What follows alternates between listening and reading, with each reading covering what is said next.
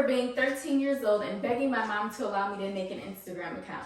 All of my peers at the time were beginning to get into social media, and I felt completely left out of the loop by not being able to engage in any social media conversations or show them a cool profile of mine. So I begged my mom. I said, listen, I'm 13, I'm a preteen, I can handle having a social media. However, she not only disagreed, but in fact did not waver in her decision of making me wait until I was 14 years old to make an Instagram account or any social media of that matter. I remember thinking, okay, she just wants to make my life a nightmare, because what other possible reason could she have? Looking back as an adult, I completely respect and understand her decision of making me wait until I was 14 instead. That being said, today we'll dive into the multifaceted relationship of social media and its impacts among mental health. We will explore its positive and negative effects. According to the Journal of Technology and Behavioral Science, a relevant study from 2017 indicated comparable rates among individuals with serious mental illnesses undergoing treatment, as well as high usage of social media. The positive effects that were recognized with this association were access to a peer social network, increasing social interaction, as well as promoting engagement and retention in self-help services. While that is beneficial, there are certain drawbacks that the scientific journal also recognized as well. Those drawbacks included increase in depressive symptoms and social harm and cyberbullying, as well as social isolation.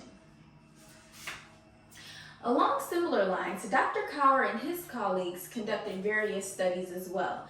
However, their studies on the impact of social media and well-being particularly focused on adolescents, as they are undergoing a vulnerable and crucial turning point in their lives.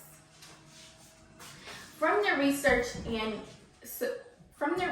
studies, they found that the addiction of social media was high in adolescents, and that addiction led to other social issues such as impacting their family ties, as well as social interaction and engagement. This news was particularly daunting to me. Looking back on my childhood and as an adolescent, I remember spending a lot of time outside with my siblings. We would go to the pools, we would walk to the store, we would go into the woods and find like big hills where we could ride our bikes down and just find animals and all kinds of different things. We would spend a lot of time outside and with each other, talking to one another, engaging with one another without worrying about devices or TV or anything like that.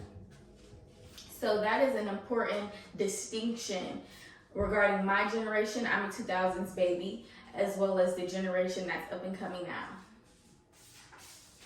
I really appreciated the scholarly article that was done by the University of Amsterdam. It was led by Patricia Valkenburg and her colleagues. They also conducted various research and studies on the impact of social media and its well-being. However, they found that most of the studies and research were based upon the impact of social media on depressive symptoms and depression. The reason why I really appreciate this particular scholarly article is because they emphasize the importance that mental health is not solely depression and depressive symptoms. It goes beyond that, and other factors are included. Those factors can include the increased risk of loneliness, not wanting to engage in social interactions, decreased self-esteem, as well as a person's ability or inability to become resistant to life's daily stressors.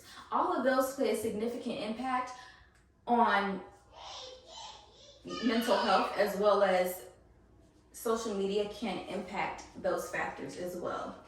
That being said, it's pertinent for our future research conductions to include a broad and more diverse aspect of mental health and not solely focusing on just depression.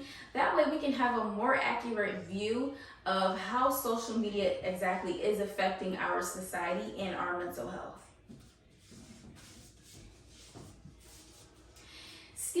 Stephen Covey once said, in a world of social media, let's not forget the importance of our mental well-being. As we navigate digital products, please remember, you are not a product of your circumstances, but you are a product of your decisions. Thank you.